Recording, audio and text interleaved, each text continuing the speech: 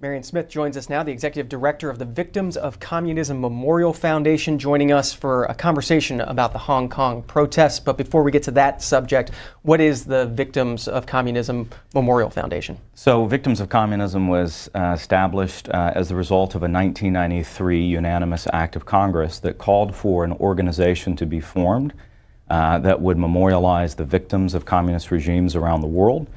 Which is some 100 million people who have been killed in some 40 communist regimes since 1917, but then also to educate Americans about the ideology, the history, and the legacy of communism globally, and to support the voices of dissidents who live today in the world's remaining 5 single-party communist dictatorships, which of course is China, North Korea, Laos, Vietnam, and Cuba. How do you do that education mission? How do you do that work, and where does your funding come from? We're overwhelmingly supported by private individuals, foundations. We are a 501c3 nonprofit organization. And in terms of education, we have high school and middle school curriculum supplements that we use in the classroom. We have a high school teachers seminar where we bring teachers into Washington each summer for 3 days to meet with witnesses and dissidents, survivors of communist regimes, other teachers who use our material in the classroom. And if there are any educators watching or listening who want to be a part of that, they can find out more information at victimsofcommunism.org. A recent editorial or op-ed that you wrote in USA Today, we're in a new Cold War. Hong Kong, like Berlin before it, is the first battle. Why equate Hong Kong to Berlin at the height of the Cold War? Well, I think in the midst of these protests in Hong Kong, some people have made a comparison with Tiananmen Square in 1989. And while I think there are certainly things to learn from that, most importantly, the brutality of the Chinese Communist Party and its absolute desire to maintain power at all costs. I think geographically, in terms of the geopolitics here, I think the better comparison is West Berlin. Which immediately following World War II, its status was unclear. The Soviet Union had reneged on its Yalta promise. They did not allow free elections in the countries of Central and Eastern Europe. And by the time we realized that, the Soviets were, at Berlin. And we made a decision under the Truman administration that we were going to draw the line there, and that the Soviet Union was not going to take what was at that time a free city. And you saw it was a bipartisan consensus, and you had JFK, you had Ronald Reagan go to that line and make it clear that the United States would stand for that city, not just for West Berlin, but for what it meant in the Cold War and the confrontation between two systems, communist totalitarianism and the free world. And so I think today in Hong Kong, we see a city that has never before been ruled by a communist party. Those young protesters, those students on the streets, yesterday 1.7 million people, they have never been ruled by a communist party. They've lived in a free city. Their parents, their grandparents lived in a free city.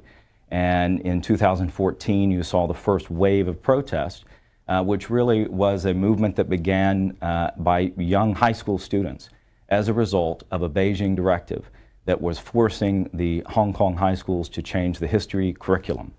And they made it clear that they didn't want anything to do with Beijing's system.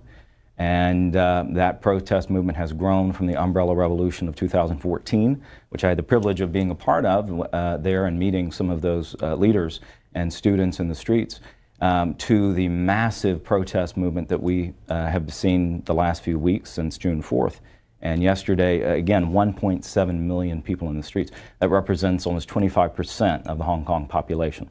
President Trump, yesterday, leaving New Jersey, coming back to Washington, D.C., was asked about the situation in Hong Kong. Here's a little bit of what he had to say.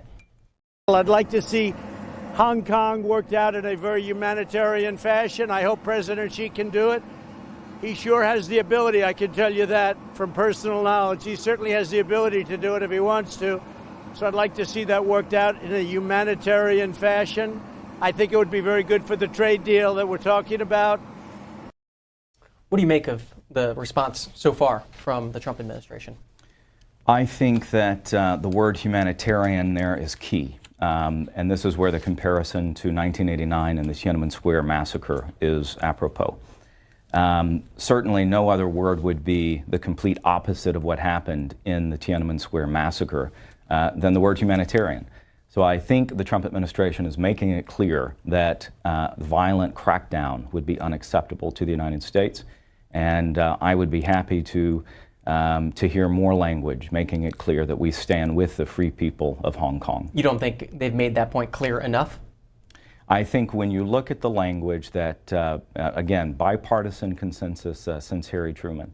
Harry Truman talked about the moral differences between two systems, the Soviet Union and the free world. JFK went to Berlin with East Berlin to his back and made it clear that we stood with the free people of West Berlin. Ronald Reagan in '87 went to Berlin and said, Mr. Gorbachev, tear down this wall.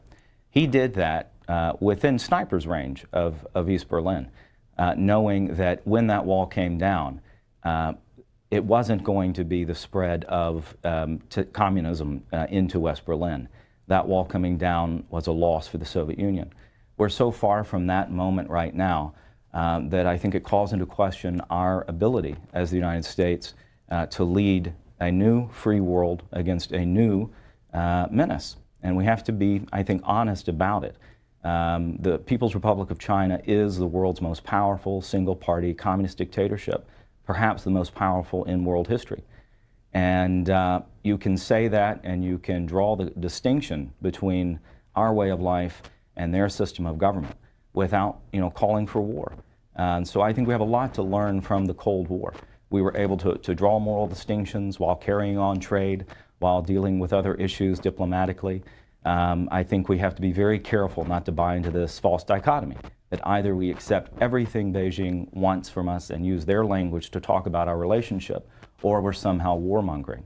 There are many more options than that. Marion Smith is the executive director of Victims of Communism Memorial Foundation. It's victimsofcommunism.org if you want to check them out on the internet. If you want to join the conversation, if you have questions about what's happening in Hong Kong, now would be a good time to call in 202-748-8001 for Republicans, 202-748-8000 for Democrats, 202-748-8002 for Independents. Marion Smith will be with us until about 8:45 Eastern this morning.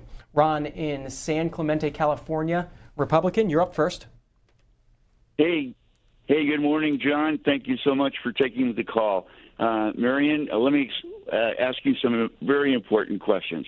In 1997, that was during the Clinton years, right? Hong Kong was given back to China by the English after 156 years of British rule. And you know what? They had what you have to think about this. This is over 22 years now since the takeover by China of Hong Kong. Okay? They've had 22 years to figure out how to protest all of these things.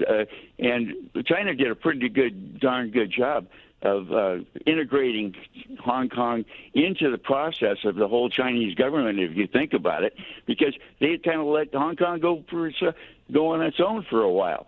So the question I have for you is, who are these protesters? Why all of a sudden now is it coming in? When Clinton's got all, this thing with the tariffs is just terrible. And what we've done what we're doing to the world economy is just terrible. This is just falderall. As far as I'm concerned, these protests, you go there yourself, Marion. Go there yourself, interview the protesters, tell us what they have to say, and then show them on TV to the American public. And maybe Ron, got your point. Marion Smith, who are the protesters? Yeah, I appreciate Ron's question.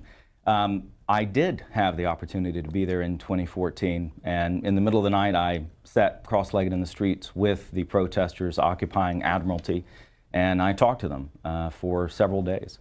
And these were ordinary, generally middle and upper middle class people who were, again, living in a very prosperous free city, and who know that their parents and their grandparents lived in a free city. And the tension that's been building for more than 20 years with Beijing has finally boiled over. And the caller mentioned the 1997 handover, and that was the result of a 1984 Sino-British joint declaration.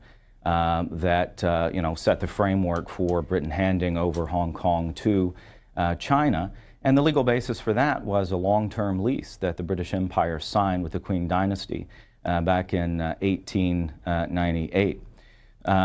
It's not at all clear that the Chinese Communist Party was the successor legally to that long-term lease, but that was the decision that was made. And I think that the protesters in Hong Kong, again, more than 20% are on the streets, and many more Hong Kongers support this movement. And it is the result of encroachments on the freedoms and the rights of Hong Kong people by Beijing. You have disappearances of business leaders and journalists. You have bookshops being shut down because they're selling things that are deemed inappropriate by the censorship authorities in Beijing. Just last week, there was a 7-Eleven franchise in Hong Kong that was selling an anti-communist newspaper, the Epoch Times, and they were pressured by Beijing, and they made a quote-unquote business decision to stop selling the Epoch Times. That's one go ahead. To the caller's question, though, who are the leaders of this movement? 1.7 million people protesting yesterday in the streets. Who's organizing all of this? Well, one leader is Joshua Wong. He began this as a high school student, protesting the high school curriculum changes that would have made it a Marxist, Maoist interpretation of history. He started a movement called Scholarism. You have lots of movements like that. It is overwhelmingly led by brilliant, heroic, courageous, young Hong Kongers. And you have Nathan Law, an attorney, who's been leading the legal side of this protest. You have doctors and hospital workers who have gone out on strikes. Today, transport companies and the transport unions are on strike. So you have across all sectors of Hong Kong society an objection to Beijing's attempt to enslave them and make them a captive city.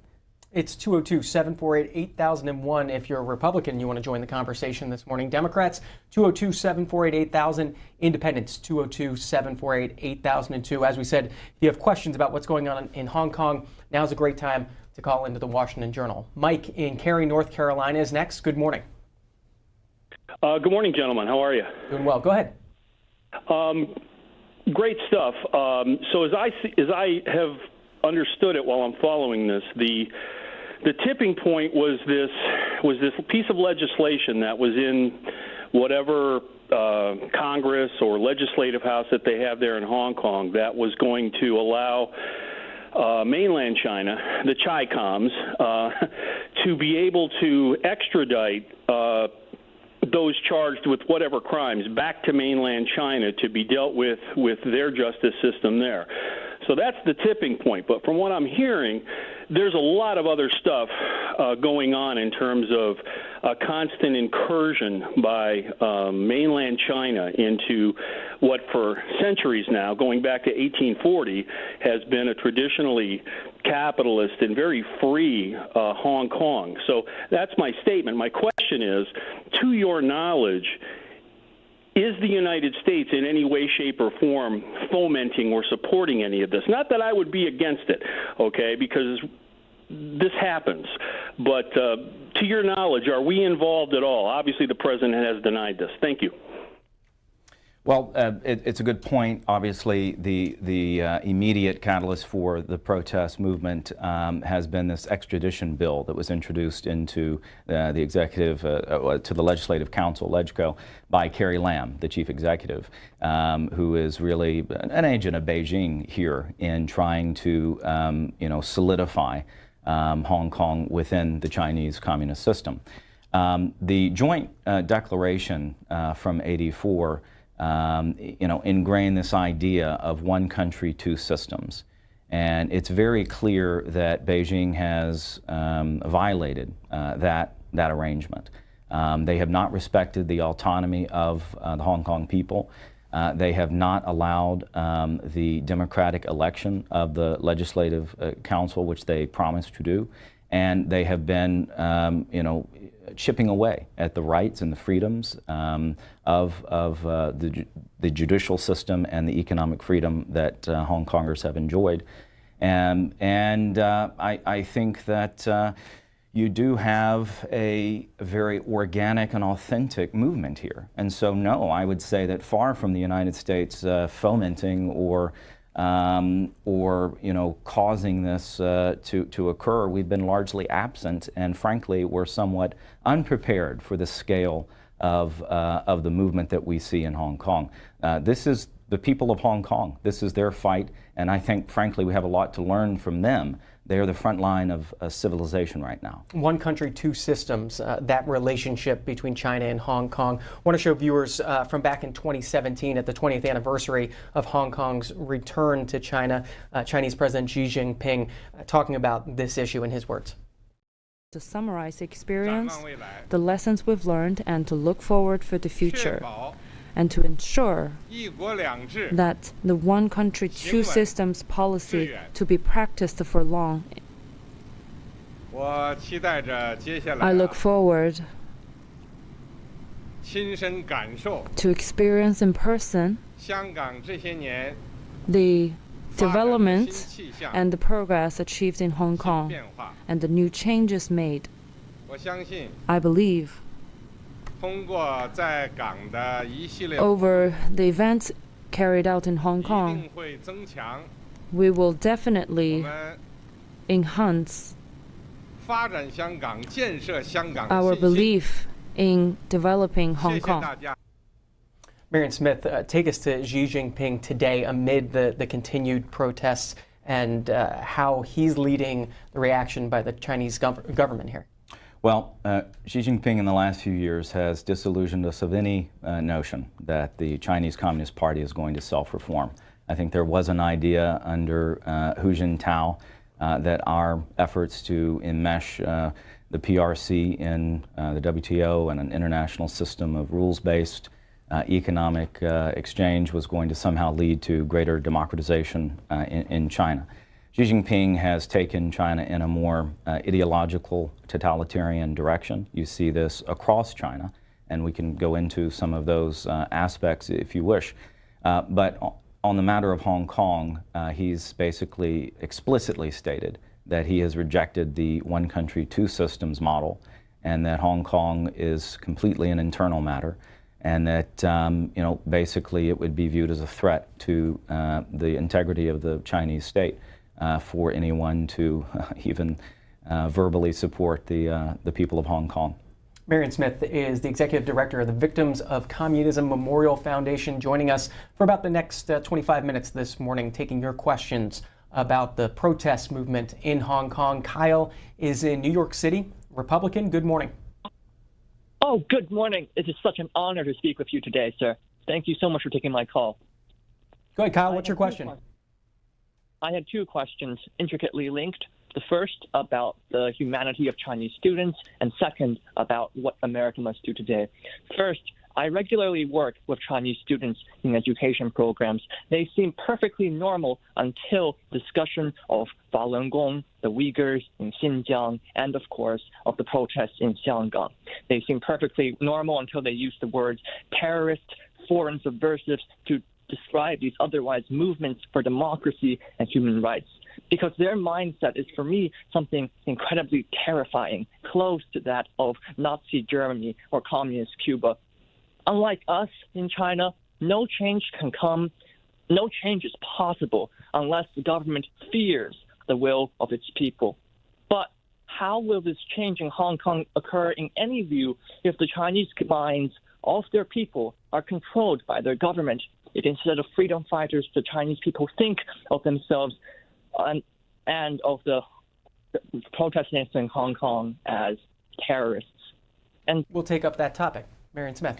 Well, since 1989 and the brutal crackdown, the massacre of unarmed protesters in Tiananmen Square, the Chinese state has been very good at preventing any sort of mass demonstrations, and they do this through an immense bureaucracy that is dedicated to censorship and intimidation, coercion, and the elimination of political dissidents and anyone who could be a focal point for a movement that could threaten the Chinese Communist Party. What you have in Hong Kong is a very different situation, and of course it is out of hand. But the efforts to absorb Hong Kong totally into the Chinese system is part of a larger narrative of the Chinese Communist Party to make China the party and the party China. And so to see free Chinese people in Hong Kong living prosperously, to see even Taiwan of Chinese people living without the protection and the benefit of the Chinese Communist Party is viewed as a threat by Beijing. And I think that the Hong Kong people recognize this as well, and that is why they have called this an existential fight. They've run out of legitimate options to air their grievances. The elections have been denied. This extradition bill essentially would eliminate the judicial system of Hong Kong, potentially, allowing anyone to be a political prisoner in Hong Kong and transferred into mainland China for prosecution, which would essentially be a black hole. So for them, they've run out of options, and that's why you've seen that they have escalated this to a degree where they've occupied the airport and have unprecedented numbers of people in the streets. Who's on the protesters' side right now?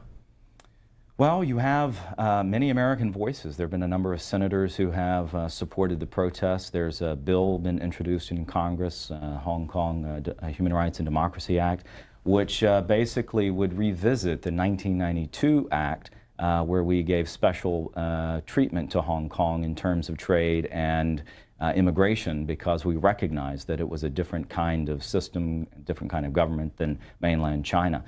If this extradition bill were to go through, or if there would be a crackdown on the student and unarmed protesters in Hong Kong, this bill would essentially recognize that there's nothing any longer special politically or legally about Hong Kong, and we'd have to treat them like mainland China. Bloomsburg, Pennsylvania is next. Cliff, Independent, good morning. Good morning. Great subject. A couple things. I think anybody, not just in the United States, but anybody living in any one of the economic powers, whether it's Europe, Asia, India, United States, better keep an eye on this. This is a major economic power, Hong Kong. Very important. You mentioned an analogy with Berlin. I'm an Army brat and spent my 60s and 70s in Europe, and I saw that East and West business firsthand. It's ugly. It's not pretty. I'm just curious to see if there's somebody, we remember Kennedy, who said, "You should be in Berlin." And I'm wondering if there's a leader somewhere in the world today who would do that in Hong Kong in their language. I can't point to a current leader of a country who has been that forceful in standing in solidarity with the people of Hong Kong. I think it's very significant that Lord Patten, who was the last British governor of Hong Kong, and participated in the handover ceremony, has been very outspoken in standing with the people of Hong Kong, because he did his level best to make sure that the promises made in that joint declaration were going to be upheld, and it's very clear that Beijing has decided to simply ignore them. I wonder if you read David Ignatius's column from last Friday in the Washington Post, "Beware the Moral Hazard in Hong Kong." This is what he had to say. "We need to be honest with ourselves and others. The United States won't go to war to save free speech in Hong Kong. The Hong Kong protests present a problem that arose often during the Cold War years. Anti-communist freedom fighters rose up in Hungary and Czechoslovakia. The United States had supported the overthrow of communism, but when crunch time came, U.S. policymakers correctly judged that it was too dangerous to intervene." He writes, "An idealistic interventionist America has a tendency to make promises it can't keep. When protesters proclaim universal rights, we rightly stand with them intellectually, but sometimes we go further, implying that we're with them on the barricades too, but that's rarely true, and for good reason. It's too dangerous." Well, we clearly do not have a legal obligation or legal duty to support materially the people of Hong Kong in their confrontation with Beijing. But I believe we do have a moral duty to understand that we still are the best chance for leadership of the free world. There's still a civilization and a way of life to defend, and that there is no greater threat materially and morally to that than the Chinese Communist Party. You have obviously them supporting and funding the regime in North Korea. You have them allying with Vladimir Putin militarily increasingly. It's very clear they're the leader of a new sort of authoritarian, totalitarian order that is against democracy. And again, I just want to point out that the choices are not war or nothing. And the importance of realizing what the nature of the Soviet Union was as they rolled over and occupied countries in Central and Eastern Europe following World War II, as they erected a literal wall in Berlin and put up the Iron Curtain to keep people in, demonstrating that people did not want to be a part of that regime, like we see in Hong Kong. They do not want to be a part of the communist regime represented in Beijing. If we see those events clearly for what they are, we can do nothing more, nothing less than what we did in the late 40s and the early 50s, but to recognize that we are confronting a threat, and we're not going to go to war immediately over it, but we have to sort of reposition ourselves and understand that this is just the sort of opening confrontation. And if we lose Hong Kong as a free city, we have lost the first major showdown in this confrontation with the People's Republic of China. About 15 minutes left. If you have questions about the protest movement in Hong Kong, 202-748-8001 for Republicans, 202-748-8000 for Democrats. Independents, it's 202-748-8002. Robert out of Portsmouth, Virginia, Democrat. Good morning. Good morning. Mr. Smith, I have a question for you. Look at here. Being that you got the military, the Chinese military, they're buffing up and doing their practice runs and everything else. What's not to make it another Tiananmen Square? Like if say one of the you got all the millions of protesters coming up into the millions of protesters. What if one crackpot takes a shot at the military or anything like that? What's to stop it from becoming a massacre of them people? Well, I think it's significant that given the levels of protesters that we have seen in the streets, I think it's very significant that there has been so little violence. Most of the violence overwhelmingly has been on the part of the police against the protesters and by triad gangs also against the protesters. I think that the only thing stopping the Chinese military from rolling into Hong Kong, of course the pretext would be that the Hong Kong police can no longer manage the situation and that order needs to be restored. The only thing stopping them is international pressure at this point. I think we have to be honest with ourselves, remember what happened in 1989, and realize that they massacred still an indeterminate number of people. We still don't know how many people they killed. And it's illegal to talk about those events in China today. And most young people in the mainland of China do not know that a massacre took place in Tiananmen Square. So from the logic of the Communist Party, they think they could probably do something similar and then not have the sort of repercussions internally because they have a total censorship state. Even in an age of social media?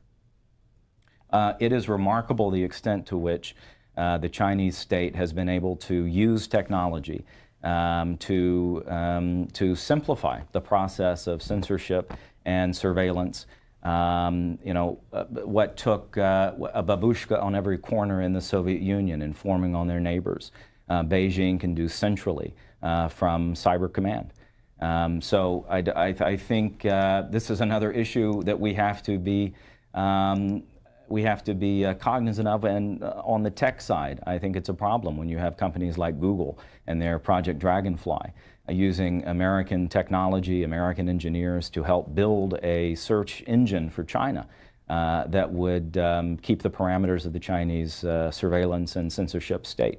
I think, again, that would be an example of the fact that we still don't understand that Beijing and Washington represent two different systems, and there is a confrontation on, and it involves millions of people, and it involves territory, and it involves our values and the future of freedom on this earth. To the Buckeye State, Joyce is a Republican. Good morning. Good morning. How are you? Doing well. Go ahead. You're on with Marion Smith. My question is, it's a comment and a question. The stuff that's happening in Hong Kong, these people are fighting for democracy, or the best that they can get.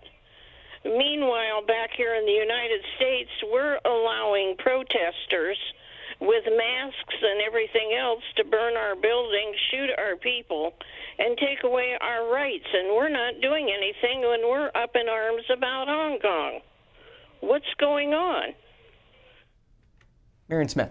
Well, the last few days it was quite a contrast to see in Hong Kong protesters waving American flags and singing the U.S. national anthem, while on the streets of Portland, Oregon, you had hammer and sickle flags and Nazi swastikas being waved.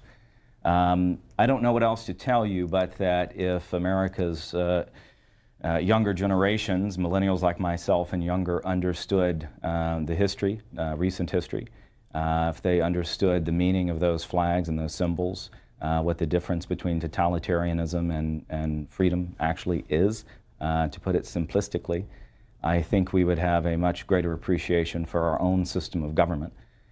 Just what we're doing this morning, this is illegal in China. How do you talk define, like this? How do you define socialism? Well, socialism is the the public ownership of the means of production.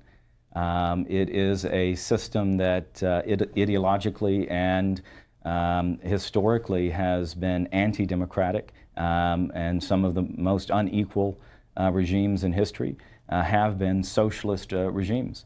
Marxism, Leninism sort of won the socialist argument in the late 1800s, early 1900s, and Vladimir Lenin and the Bolsheviks brought to life the first Marxist regime, and every single regime since then, they've called themselves socialists. It's the Union of Soviet Socialist Republics.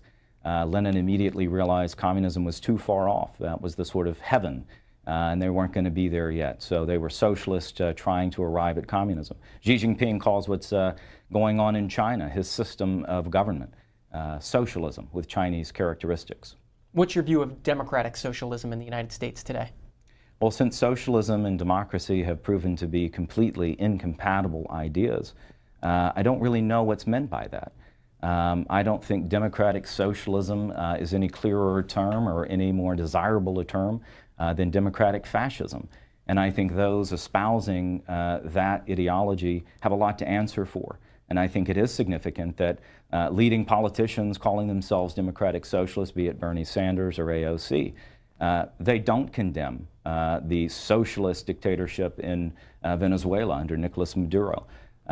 They don't condemn socialism with Chinese characteristics and the human rights abuses that they carry out against not only Chinese people, but religious and ethnic minorities in the country. Brunswick, Georgia is next. Robert's an independent. Good morning. Good morning. I just wanted to comment about the opening of this segment where something like 100 million, over 100 million people were killed by the communists. I don't think that Germany was communist, nor Japan. They started some pretty big wars. And look what we did to North Korea and Vietnam and Afghanistan, Iraq, Libya, and just about every country in South and Central America. I don't see China doing anything like that. Marion Smith. Well, China has an internal empire. They have been committing cultural genocide against the Tibetans in Tibet. There's 1 to 3 million Uyghurs in Xinjiang province in China out of a population of some 11 million. And then you have some 50 million Chinese people who were killed under the regime established by Mao and the Chinese Communist Party in 1949. That remains the single bloodiest record of any regime in human history. When it comes to the United States, I mean, we didn't start World War II. In fact, World War II was started directly as the result of a non-aggression pact signed by Hitler and Stalin on August 23rd, 1939, where they decided they were going to divide Europe and fight wars against democracy. 2 weeks later, Hitler invaded Poland. A few days later, Stalin invaded Finland and the Baltic states. That started World War II. The caller mentioned Korea. The only difference today that allows 25 million Koreans to live as slaves in North Korea and 50 million Koreans to live free in South Korea is the DMZ manned by the American military. And so I think the 50 million Koreans in South Korea do appreciate the role that the United States has played. And they know that if that line was not manned by the American military, there's nothing stopping the regime of Kim Jong-un, backed by Beijing, from rolling into South Korea and forcibly unifying the peninsula. The caller mentioned Vietnam.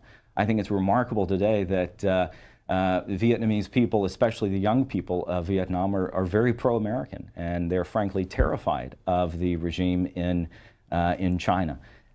So I think there's an opportunity there to bring Vietnam closer to us on certain conditions that would require democratic reforms, but would offer them a way to secure themselves to some extent from the aggression of Beijing. Reedsville, Wisconsin. Patty, a Democrat, good morning. Yes, thank you for this very informative topic. Please, Mr. Smith, what should the protesters in Hong Kong do? Thank you. What should they do? Well, the protesters have been very clear. I mean, there's no individual leader or individual organization that can be deemed to speak for the entire movement, which makes it all the more remarkable that they've been so organized and do have a consensus about what they're asking for. They are asking for the resignation of the chief executive, Carrie Lam, who in their view does not have the best interest of the people of Hong Kong in mind. She has the interest of Beijing in mind. They have called for the withdrawal, the formal withdrawal of the extradition bill in LegCo. And they've called for the immediate release of all of the protesters who have been arrested and are detained, understanding that they are political prisoners and should be released. And if those conditions are met, I think that we would see a de-escalation of the crisis. But I think anything less than that, they've made it very clear. And, you know, the unprecedented number yesterday, it was clear that after many weeks of protests and ups and downs, the movement is actually growing and shows no sign of abating without some sort of accommodation from Beijing. What's been the downs? Well, the downs have been the violence. The protesters have been very clear that they do not want this to be a violent movement. And you can see it in the signs that they put up. You can see it in how they try to maintain order in their ranks. They try to weed out, you know, subversive elements who come in and try to create chaos and disorder. And again, I think it's remarkable that given the fact that some 25% of the population have been on the streets, that so little violence has taken place. But you do have excessive uses of force by the police. You have, you know, tear gas and rubber bullets being fired at close range against protesters. The umbrella in 2014 became a symbol because once the tear gas canisters came out, they put up the umbrellas to defend themselves. To LA, this is Jane, a Republican. Good morning. Good morning.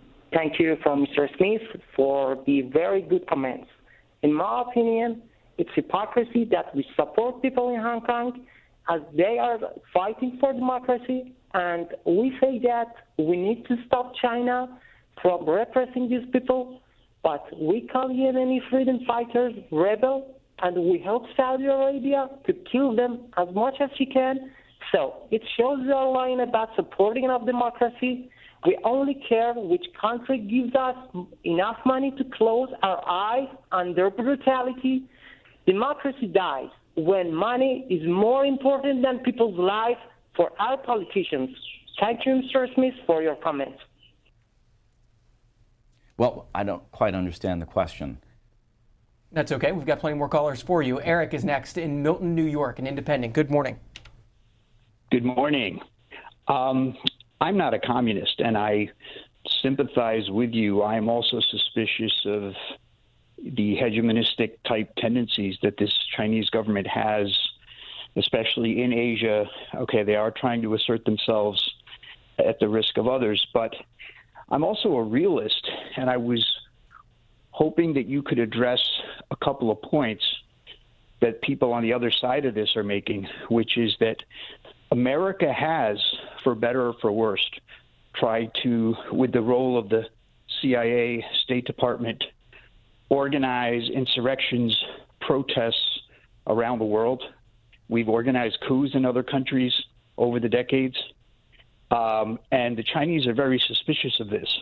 Okay, they consider the West, especially the United States and England, to be imperialist powers who are trying to promote these types of things as a way of trying to dominate the world, either directly or indirectly. Could you address that viewpoint that they present to the world? Sure. So the United States obviously is not perfect, but I think it's very clear there is no moral equality between the United States and the Soviet Union, between the United States and the People's Republic of China. We've made mistakes, but that doesn't mean we shouldn't try to push things in a direction. What was our biggest mistake? Well, it all depends, but I think it was a mistake to fight the Vietnam War the way we fought it. Again, you have a very similar set of dynamics in Korea, on the Korean Peninsula. And in both cases, those were proxy wars, fought against Moscow and Beijing, trying to confront, contain, roll back the spread of international communism during the Cold War. And I think that South Korea, obviously an ally, a prosperous country, close friend of the United States, that's only possible because we had the will, political will, to fight the Korea War and at least to save the freedom of 50 million Koreans. So I think we have to accept where we are now. And in the case of Vietnam, I think we should take advantage of the opportunity that Vietnam feels threatened by China. And I personally don't think that the Chinese Communist Party has any right to rule the people of Hong Kong. I don't think they have a right to rule the Tibetan people or the Uyghurs in Xinjiang. No more than I thought the Soviet Union had a right to rule Estonia, Lithuania, and Latvia, simply because they occupied them militarily. And from the day of the occupation until the Soviet Union collapsed, the United States never recognized the authority of the Soviet Union over the Baltic states. So I think we have great examples in our history to learn the difference that we can make when we understand the moral and material threats against our way of life and against free people. And I think we need a little bit of that clarity today. And that's not to say that we don't accept the realistic situations like the fact that the People's Republic of China is the world's second most powerful country. Again, the options are not nothing or war. And we can learn that from looking at the successes and the failures of leading the free world during the Cold War. Time for maybe one or two more phone calls for you. Charles, Bowie, Maryland, Democrat, go ahead. Yeah, I was curious about this democracy topic. What does slavery contribute to the democratization of the United States or the American Indians? So, Charles, bring us... I mean, because millions of African Americans were killed in the process, and millions of Native Americans almost to the point of extinction. That's Charles. In the name of democracy. In Bowie, Maryland. Sure. Well, the only slavery that exists in the world today is to be found outside what we would call the West or the free world. There still is slavery today, and there's a lot of it in the People's Republic of China. Out of the 1.5 to 3 million Uyghurs that I mentioned who are in what are called re-education camps, that includes forced labor, and there's a system of forced labor camps in China that have existed for a very long time called Laogai, set up on a similar model as the Soviet gulags. You have North Korea, which could be considered one giant slave labor camp. So there still is involuntary labor and places where people have absolutely no rights. And it is the United States that is trying to make sure that less of the world looks like that. not more of it. Dave is in Massachusetts, an independent. Good morning. Thank you. My point is that everybody in this country has been miseducated. Apparently, when African Americans were here, why were they slaves? The point of it is that what we have here is an international government and corporate banking system who promotes communism, fascism, and Zionism through these banking systems. All right, got your point. Marion Smith, did you want to jump in on that at all? Well, I think we do need to sort of parse through what the responsibility is of the United States in balancing all of these different interests we have with Beijing. But it's also, I think, incumbent on American corporations to decide whether or not they are going to be fundamentally global corporations who don't necessarily feel a responsibility to represent the values of freedom and human rights in their relationships with dictatorships like China. I personally am offended that a company like Google would be cooperating with Chinese state security to try to build a system to help the Communist Party better surveil and censor the Chinese people. I don't think that's appropriate, and I think as more Americans sort of wake up to the reality of the relationship between China and the United States and the situation within China, that will be less and less acceptable. A question from Wild and Wonderful on Twitter. Will the United States sell out Hong Kong for a small victory in Trump's trade war with China? What do you think? I hope not. Lauren, Lawton, Michigan, Republican. Good morning. Yeah, I was hoping that you would give us some insight into the living conditions, in other words, hourly wage and living conditions in China. And then on top of that, I haven't seen on the email the consequences that these protesters are facing when they get arrested. That's all I got right now. I'll listen online. I'm really looking forward to your answer.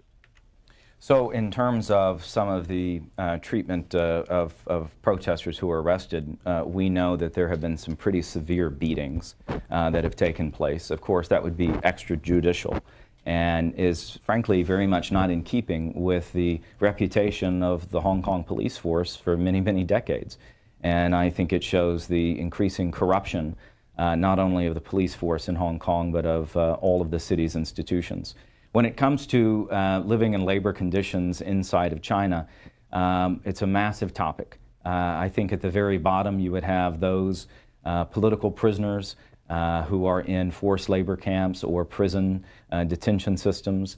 And at a very extreme end, you have a system of involuntary organ harvesting where we know that thousands of involuntary organs have been harvested involuntarily from political prisoners and made available to party members or to an international organ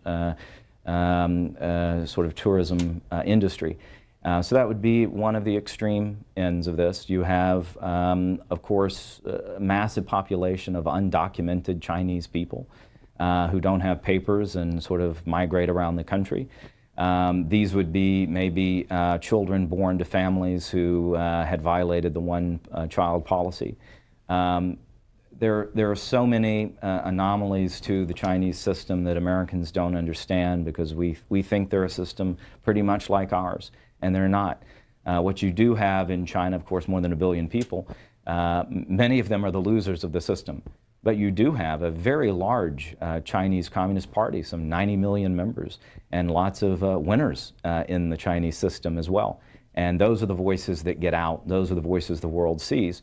And our organization and lots of others are trying to make sure that in our relationship with China, we at least understand exactly what is happening inside of China and make sure that that system, which is inferior to ours, does not spread forcibly to unwilling populations. Marion Smith is the executive director of the Victims of Communism Memorial Foundation. It's victimsofcommunism.org.